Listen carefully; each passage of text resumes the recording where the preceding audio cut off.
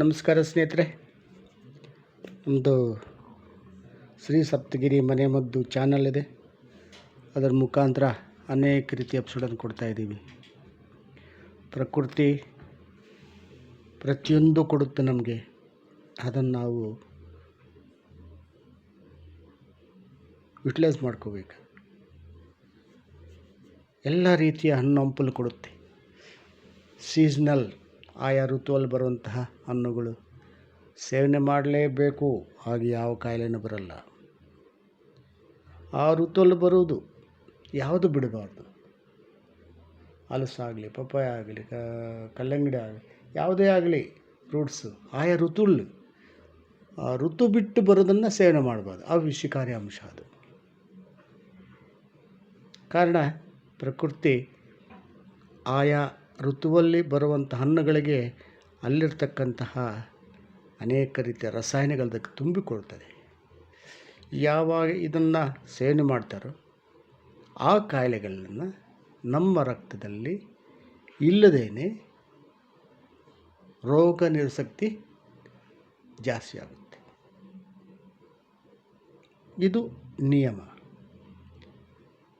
ಈ ತಳಿಗಳು ಅಂದರೆ ಹೈಬ್ರಿಡ್ ಈಗ ಬಂದಿದೆ, ಸೀಸನ್ನು ಕೊಡ್ತದೆ, ಅನ್ಸೀಸನ್ನು ಕೊಡ್ತದೆ. ಅನ್ಸೀಸನಲ್ಲಿ ತಿಂದಾಗ ಅದು ಅನೇಕ ರೀತಿಯ ಕಾಯಿಲೆಗಳು ಬರ್ತವೆ.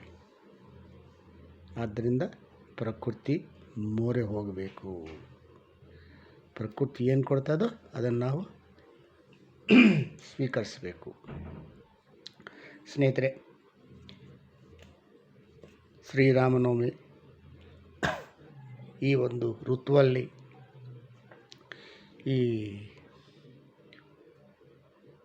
ಮಸ್ಕ್ ಮೆಲನ್, ಕಕ್ಕರಕಾಯಿ ಅಂತಾರೆ, ಕರ್ಬೂಜ ಅಂತಾರೆ, ನಾನಾ ರೀತಿಯ ಕರೀತಾರೆ.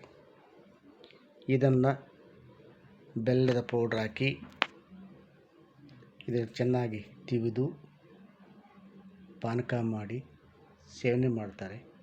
ಮತ್ತು ಈ ಹಣ್ಣನ್ನು ಹಾಗೆ ಕಟ್ ಮಾಡಿಕೊಂಡು ಸೇವನೆ ಮಾಡೋದ್ರಿಂದ ಇದರಲ್ಲಿ ವಿಟಮಿನ್ ಸಿ ಜಾಸ್ತಿ ಇರ್ತದೆ, ಡಿ ಜಾಸ್ತಿ ಇರ್ತದೆ. ಯಾಕಂದರೆ ಕುಂಬಳಕಾಯಿ ವಂಶಕ್ಕೆ ಸ್ವಲ್ಪ ಸೇರುತ್ತೆ, ಆದ್ದರಿಂದ ಡಿ ಜಾಸ್ತಿ ಇರ್ತದೆ. ಇವೆಲ್ಲ ನಮಗೆ ನ್ಯಾಚುರಲ್ ಆಗಿ ಸಿಕ್ಕುವಂತಹ ವಸ್ತುಗಳು. ಮತ್ತು ಈ ಕ್ಯಾನ್ಸರ್ಗೂ ಇದು ಫೈಟ್ ಮಾಡ್ತದೆ. ಕ್ಯಾನ್ಸರ್ ಸೆಲ್ಸನ್ನು ಇದು ಫೈಟ್ ಮಾಡ್ತದೆ. ಇಷ್ಟು ಔಷಧಿಯುಳ್ಳ ಈ ಒಂದು ಹಣ್ಣನ್ನು ನಾವು ಸೇವನೆ ಮಾಡೋದ್ರಿಂದ ನಮಗೆ ಎಷ್ಟು ಒಳ್ಳೆಯದಾಗುತ್ತೆ. ನಮಸ್ಕಾರ. ಇದನ್ನು ನೋಡಿ ಲೈಕ್ ಮಾಡಿ, ಶೇರ್ ಮಾಡಿ, ಸಬ್ಸ್ಕ್ರೈಬ್ ಮಾಡಿ, ಎಲ್ರಿಗೂ ಮುಟ್ಟಲಿ, ಎಲ್ಲರೂ ನೋಡಲಿ, ಪ್ರತಿಯೊಬ್ಬರು ಇದು ಮಾಡಿ. ನಮಸ್ಕಾರ ಸ್ನೇಹಿತರೆ.